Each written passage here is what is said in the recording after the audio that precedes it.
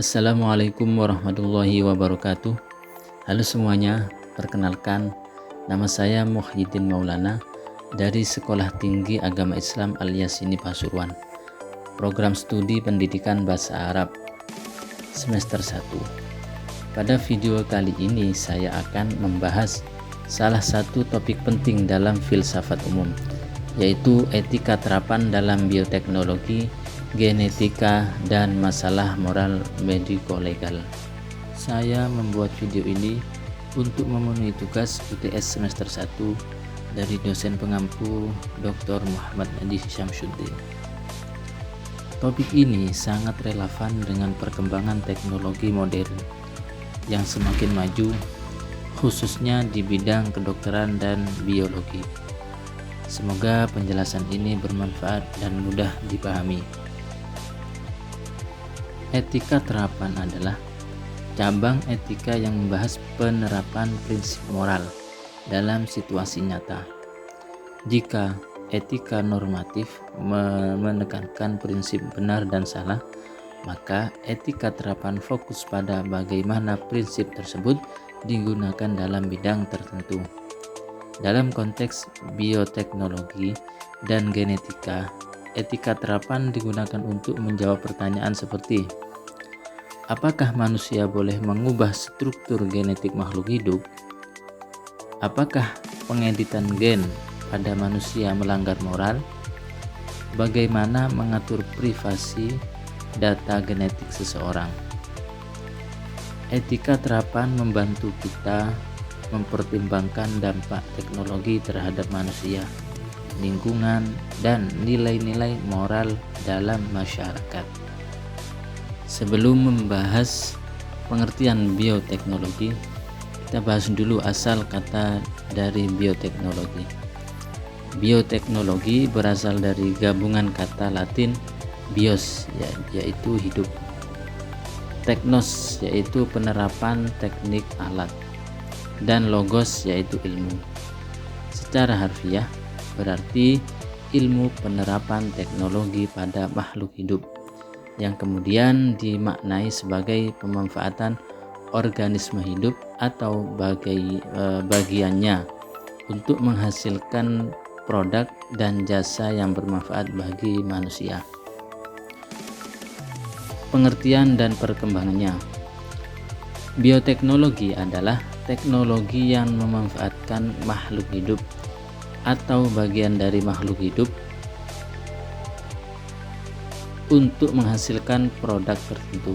Contoh penerapannya: rekayasa genetik tanaman untuk ketahanan pangan. Contoh nyata di Indonesia antara lain padi tahan hama. Para peneliti mengembangkan padi yang lebih kuat menghadapi hama, wereng, atau penyakit sehingga hasil panen lebih stabil. Contoh lagi jagung hibrida. Banyak petani Indonesia menanam jagung hasil rekayasa untuk menghasilkan tongkol yang lebih besar dan tahan kekeringan.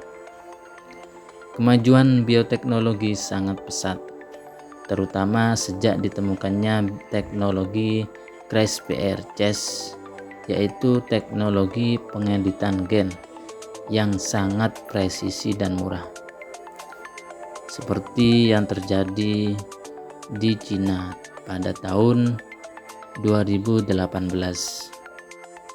Namanya adalah He Jiankui.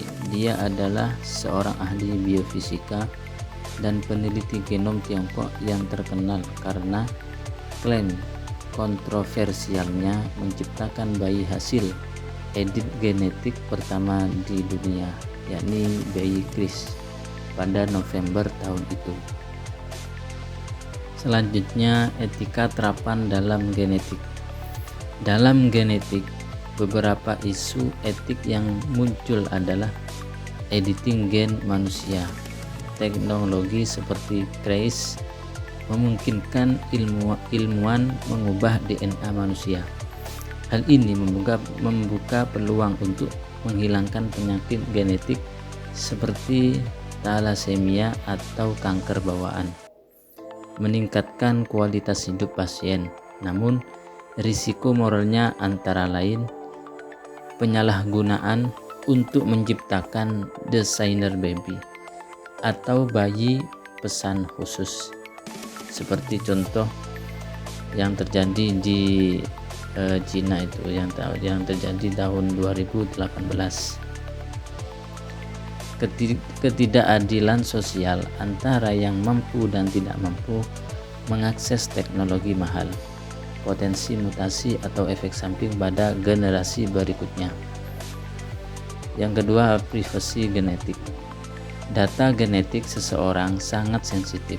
Dari DNA bisa diketahui risiko penyakit, keturunan, bahkan pola perilaku tertentu. Pertanyaannya, apakah perusahaan berhak menyimpan atau menjual data genetik? Apakah pemerintah boleh mengaksesnya? Bagaimana jika data genetik digunakan oleh asuransi untuk menolak klaim pasien? Yang ketiga, keadilan akses teknologi. Jika teknologi genetik hanya dapat dinikmati oleh orang kaya, maka akan muncul jurang sosial yang semakin besar. Karena itu, etika terapan membantu memberi batasan agar perkembangan teknologi tidak merugikan manusia dan tetap sesuai nilai moral. Selanjutnya, masalah moral mediko-legal.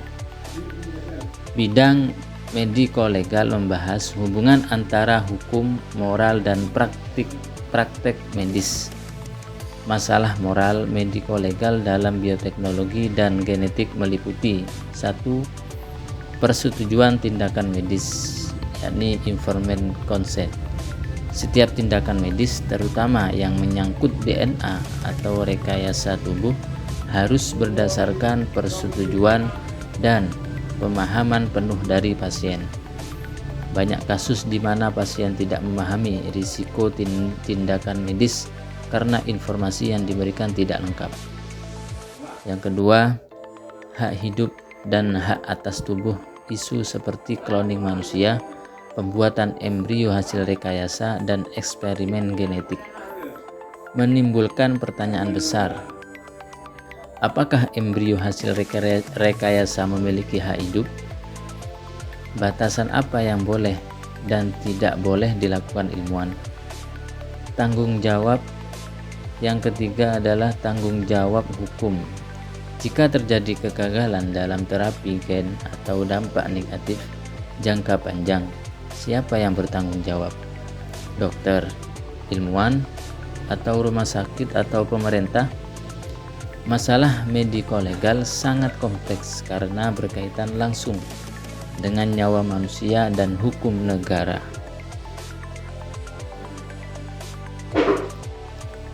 Jadi kesimpulannya, etika terapan menjadi sangat penting dalam bioteknologi, genetik, dan masalah mediko-legal.